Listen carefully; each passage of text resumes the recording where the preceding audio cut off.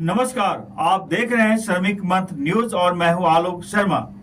आज फिर हाजिर हूं आज की अहम खबर के साथ। दोस्तों, भरत तिवारी का मामला अब केवल एनकाउंटर तक सीमित नहीं रह गया है। कई लोगों के मन में उठ रहे सवालों के कारण यह एक मर्डर मिस्ट्री के रूप में भी देखा जा रहा है। अगर इस पूरे घटनाक्रम की शुरुआत से अंत तक नजर डालें तो कई ऐसे पहलू सामने आते हैं जो संदेह पैदा कर रहे हैं। सबसे बड़ा सवाल भरत तिवारी की आखिरी गोली को लेकर है। आखिर वह आखिरी गोली क्यों चलाई? फेसबुक लाइव में भरत तिवारी की आवाज सुनाई देती है जिसमें वह कहता है कि वह अब सरेंडर करने जा रहा है और अपनी पिस्टल फेंक रहा है। इसके बाद गोली चलने की आवाज सुनाई देती है। हालांकि लाइव वीडियो में वह अंतिम दृश्य दिखाई नहीं देता। फेंक दे। रुकिए, लीजिए, हथियार इनको दे दिया गया। रुकिए, लीजिए, हथियार इनको दे दिया गया। अब सवाल उठता है कि क्या उसने सरेंडर से पहले अपनी पिस्टल खाली करने के लिए हवा में फायर किया था या फिर गोली किसी और दिशा में चलाई थी? जानकारी के अनुसार ऐसा कोई स्पष्ट संकेत नहीं है कि उसने अपने बचाव में किसी पुलिस कर्मी के ऊपर गोली चलाई हो। एक और सवाल यह है कि क्या उसकी पिस्टल में सिर्फ एक गोली ही बची थी?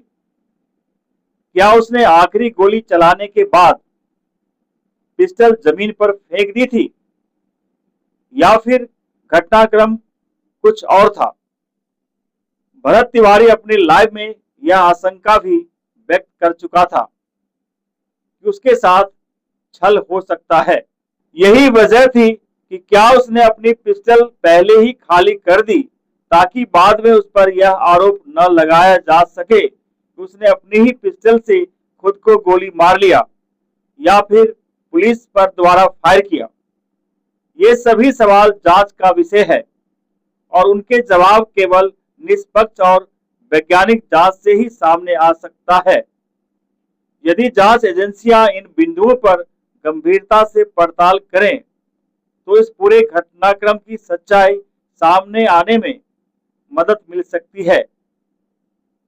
इस बीच पुलिस के वरिष्ठ अधिकारियों द्वारा प्रारंभिक स्तर पर पुलिस की लापरवाही स्वीकार किए जाने की बात सामने आ चुकी है। अब ऐसे में यह मामला और भी पेचीदा हो जाता है। आखिर उस आखिरी गोली का सच क्या था? सरेंडर की बात कहने के बाद वास्तव में क्या हुआ?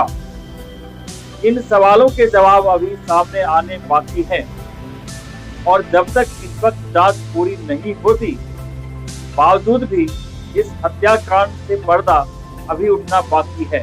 देखिए, भरत तिवारी का जो मुठभेड़ हुआ है इसमें ये कि इस मामले में लापरवाही जो है इस परिप्रेक्ष्य में सामने आई है कि जब पहली बार वो 16 तारीख को हमारे पदाधिकारी वहां गए थे तो उसमें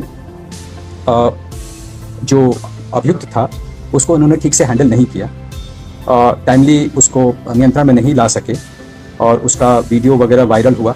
इस आरोप में एक एसएचओ, 2 सब इंस्पेक्टर, एक एएसआई और एक कांस्टेबल जो थाना से गए थे उनको सस्पेंड किया गया। जी हाँ, इस खबर पर आप क्या सोचते हैं हमें कमेंट करके जरूर बताएं।